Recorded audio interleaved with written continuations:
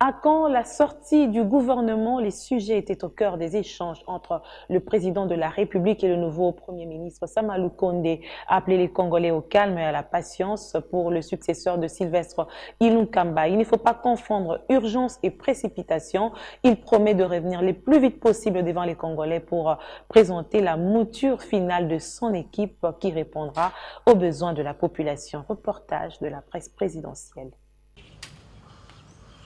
Sortie du gouvernement Jean-Michel Samalou Condé Kenge, les rumeurs enflent, elles vont dans tous les sens.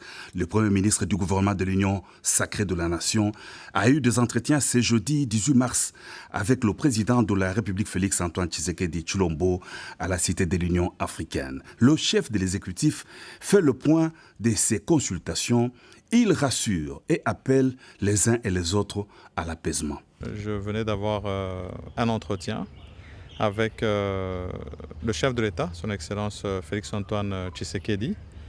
C'est un entretien qui s'est déroulé en toute sérénité.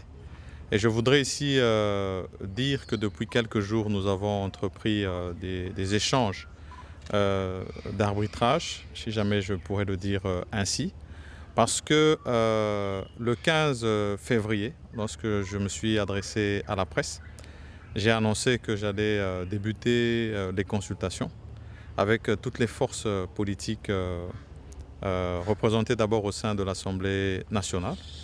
Et le 22, après avoir rencontré l'informateur, nous avons débuté ces échanges.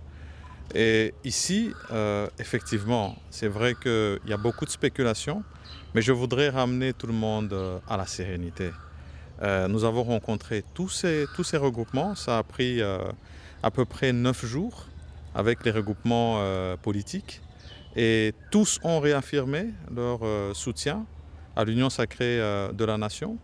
Nous avons donné les conditions pour participer au gouvernement et nous avons reçu les propositions en termes non seulement d'enrichissement au programme du gouvernement, mais aussi de participation au gouvernement de l'Union sacrée de la Nation que j'aurai l'honneur de diriger.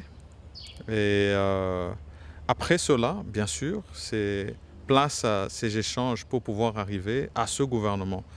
Non seulement inclusif, parce que nous avions parlé de ce caractère-là, mais aussi et quand on parle d'inclusivité, ça veut dire qu'on parle de géopolitique, on parle de la participation de toutes les forces politiques. Et aujourd'hui, nous en avons plusieurs qui ont adhéré à l'Union sacrée de la Nation.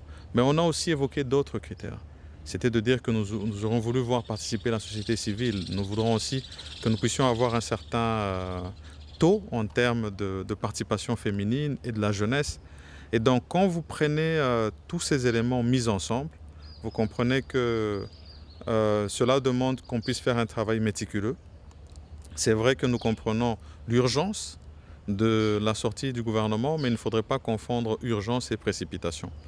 Nous sommes convaincus que avec la collaboration de toutes les forces politiques, et là aussi je voudrais rassurer tout le monde que tous ces échanges ont été faits avec chacune d'entre elles et que par la suite, lorsque nous avons poursuivi les échanges avec eux dans un cadre un peu plus restreint, toutes ont réaffirmé leur soutien et leur engagement à participer au gouvernement, contrairement peut-être à certaines rumeurs qui peuvent avoir lieu sur la place publique.